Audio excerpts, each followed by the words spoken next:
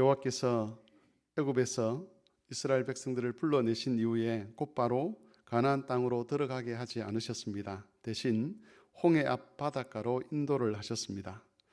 하나님께서 그렇게 하신 목적이 4절에 나와 있는데, 그것은 바로 왕과 그 군대로 말미암아 여호와께서 영광을 얻으시고 그들에게 여호와께서 참 하나님이신 것을 그들에게 알리기 위함이었습니다.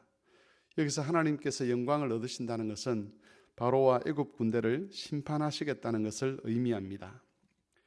이스라엘 백성들이 애굽에서 나온 이후에 바로와 그 신하들의 마음에 변화가 일어났습니다. 10가지 재앙이 애굽에 내릴 때는 여호와께 대한 두려움 때문에 어쩔 수 없이 이스라엘 백성들을 놓아 주었습니다. 그런데 이스라엘 백성들이 떠나고 나자 그들의 마음에서 여호와께 대한 두려움이 사라져 버린 겁니다. 어떻게 사람이 그럴 수 있는가라는 의문이 들 수도 있지만, 이것은 여호와께서 바로의 마음을 완악하게 하셨기 때문에 일어난 일이었습니다.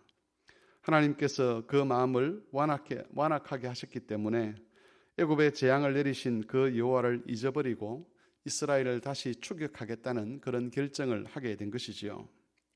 더구나 그들이 보기에 광야로 들어간 이스라엘 백성들은 군사적으로 볼 때 갇혀있는 자들과 다름이 없었습니다. 만일 바로가 군대를 동원해서 이스라엘을 추격한다면 그들을 사로잡고 다시 애굽으로 데리고 올 수 있을 것이라고 생각을 했습니다. 그래서 바로는 애굽의 병거들과 마병들과 군대를 이끌고 이스라엘을 추격했습니다.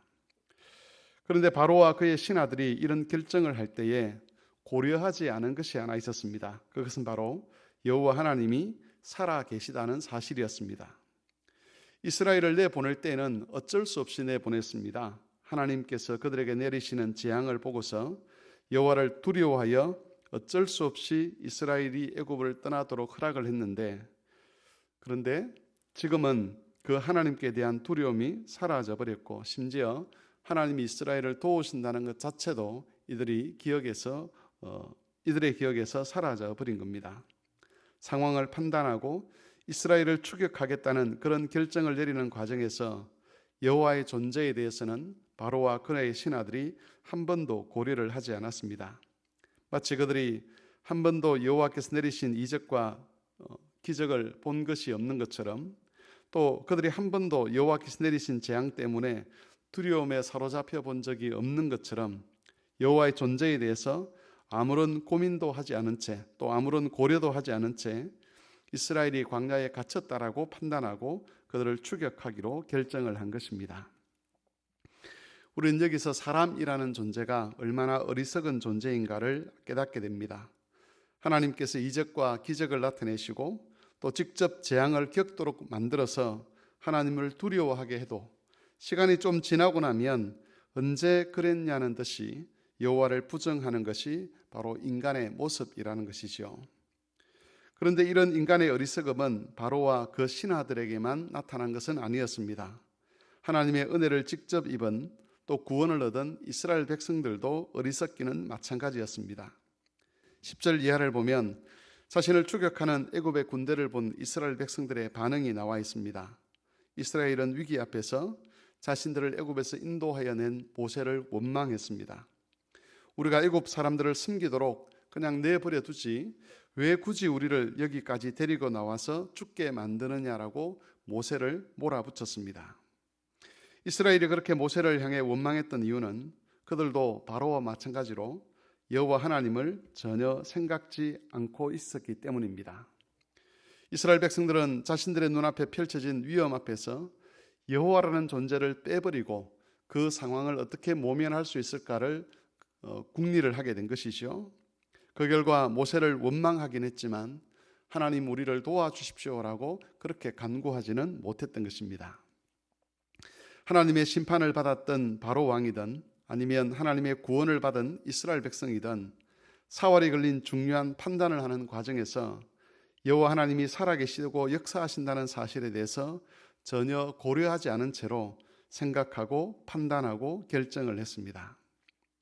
만일 우리가 믿음 안에서 정신을 차리지 않는다면 그들의 어리석음은 오늘날 우리 속에서도 그대로 재현이 될 것입니다. 자녀를 양육하고 노년을 준비하고 시간을 보내고 재정을 사용하는 모든 일에 있어서 마치 하나님이 살아계시지 않는 것처럼, 마치 하나님께서 우리의 삶에 간섭하지 않는 것처럼, 마치 하나님께서 우리를 도우시겠다는 약속을 하지 않는 것처럼 그렇게 하나님을 고려하지 않고 결정을 내리는 어리석은 일을 할 수 있다는 겁니다. 교우 여러분, 우리 하나님은 살아계신 여호와이십니다. 우리를 찾아오셔서 그리스도 예수를 믿게 하셨고 하나님을 아버지라 부를 수 있도록 해주셨고 위기의 순간에 우리를 도와주셨고 말씀으로 찾아와 우리를 위로해 주신 그 하나님입니다. 그러나 만일 우리가 믿음의 마음을 굳게 붙잡지 않는다면 삶의 순간순간들마다 또 태산과 같은 큰 시련을 만날 때마다 어떤 중요한 판단을 하고 결정을 할 때마다 이렇게 살아계신 여호와를 잊어버리고 무시하는 어리석은 일을 범하게 될 것입니다. 그러므로 하나님 여호와께서 살아계시다는 것을 마음에 굳게 새기고 모든 상황 속에서 그 하나님의 뜻을 묻고 하나님을 의지하고 그 하나님의 도우심을 구하기 위해서 매일매일 자신의 심령을 붙들어가는 그런 훈련들을 우리가 해가야 할 것입니다. 오늘 이 하루는 하나님께서 우리에게 허락하신 그런 복된 하루입니다. 하나님께서 아침에 일어나는 우리에게 생명을 주셨고 그 생명 안에서 여호와와 동행하도록 허락하신 하루라는 것이지요. 이 하루를 살아가는 동안 우리는 위기를 만날 수도 있고 또 기쁜 일을 만날 수도 있고 우리가 예상치 않았던 사고를 겪을 수도 있고 우리가 기대치 않았던 놀라운 일들을 또 경험할 수도 있을 것입니다. 그 모든 사건들 속에서 우리가 반드시 기억해야 될 분은 여호와 하나님이 우리와 함께 계시다는 것입니다. 오늘도 이 믿음 안에서 주께서 말씀하신 의의 길을 잘 걸어가는 그런 성도들이 되실 수 있기를 바랍니다.